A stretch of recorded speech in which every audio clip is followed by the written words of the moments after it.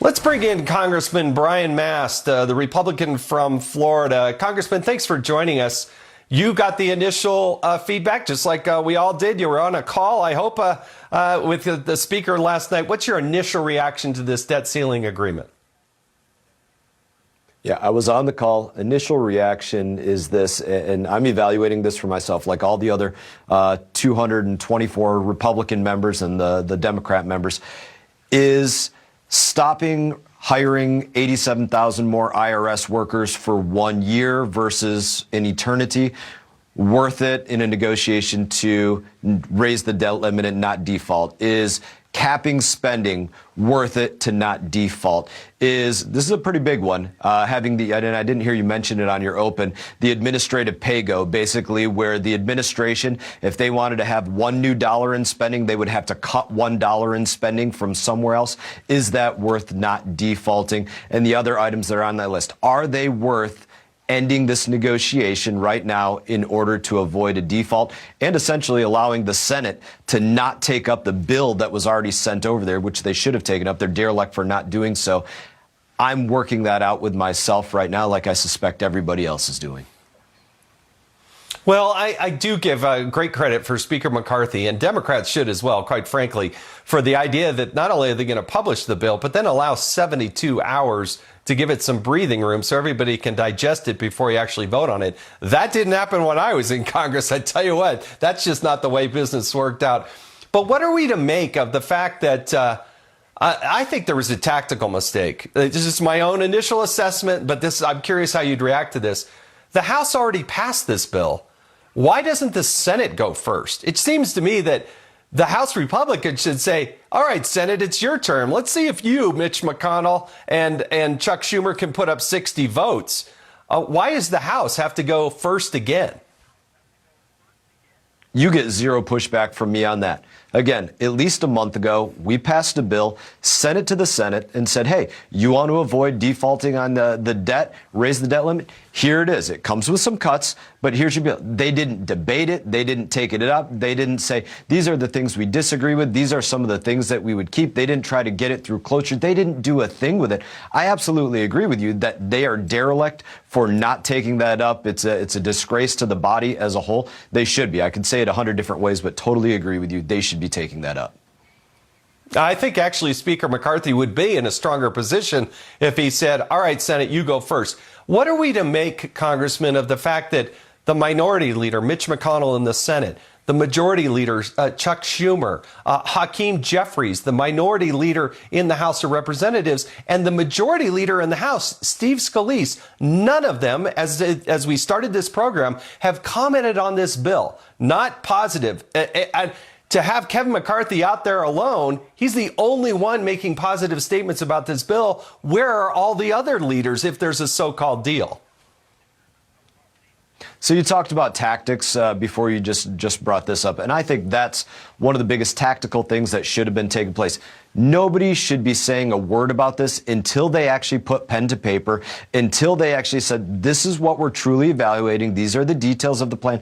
Because now we're in a situation already where you have some members on the GOP side that have come out and said, no matter what, I'm not voting to raise a debt limit. I think Ralph Norman or Bob Good, somebody, at least one or two, came out and said, no matter what, they're not voting to raise the debt limit. That brings the number in the majority down to 2 that you can lose. You go beyond that, and there's probably at least 8 to 10 other members that are on Twitter saying, hey, the deal as it stands, it's not something that I'm supportive of.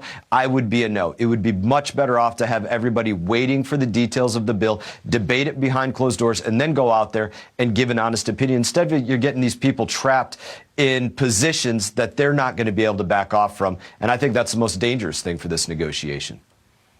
Yeah, there really are some positive movements forward, and look, there's only so much you can get. There's no one person, and there's 535 members of Congress. You got a president on the other party. You're never going to get everything you ask for, but it'll be interesting to see how it plays out.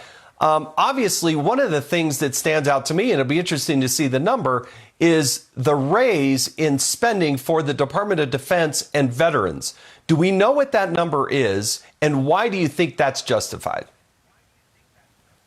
We don't have a number on that yet. The reason given for the justification on the call was to say we see what's happening with China, Taiwan, with Ukraine, Europe, a host of other things in defense.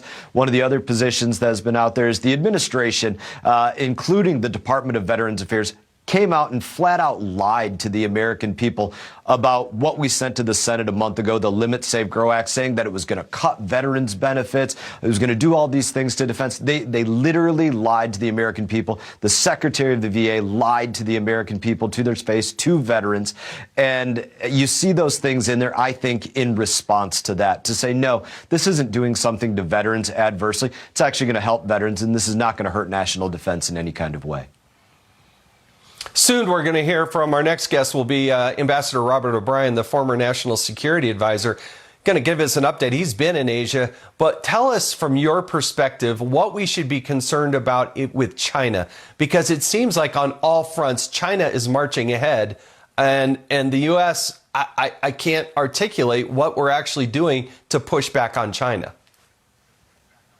Yeah, well, Robert's a hell of a smart guy. He's going to give you a great outlay on that. But expanding their military, having transoceanic carrier groups, which have the purpose of taking an entire carrier group and moving it across the ocean, buying up ports in the Bahamas or in South and Central America, in the Caribbean, buying up American farmland, stealing American technology, taking any American tech that is produced in their country and making sure that they steal the plans and the intellectual property for every bit of that. The alliances that they're making across the globe with traditional allies of the United States of America, places where we have military bases that are now providing them with energy sources and other means that they need to advance themselves as a country. The list goes on and on of what we have to worry about when it comes to China and how they are trying to supplant the United States as the global leader and our system of freedom and democracy, because we know they are a communist country, and that is really what they want with an alliance of North Korea,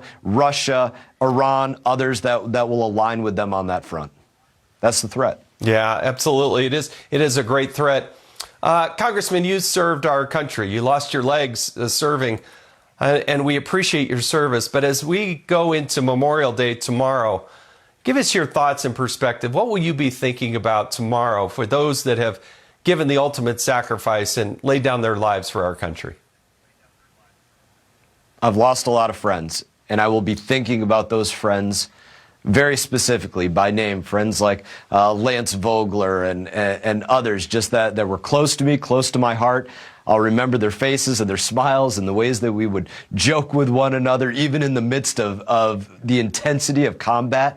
And I'm also going to think about the Gold Star families, the good that they go out there and do. I have a Gold Star family in my community that they started a program called Operation 300, where they go out there and they do camps for the children of the fallen. And they've done so much good out of the biggest tragedy that they could have faced in their life. And so to see the way that Gold Star families go out there and recover and do so much to help America, there's a lot to think about on Memorial Day that makes you proud for our country, that we have people that will sacrifice for this place that they believe in, and makes you proud that they have families that will continue to live the legacy of the person that they lost. And so the day makes me proud. It makes me sad and it makes me proud. Sometimes I hear taps and I literally can't hold back the tears because I've heard it so many times over the caskets of my friends.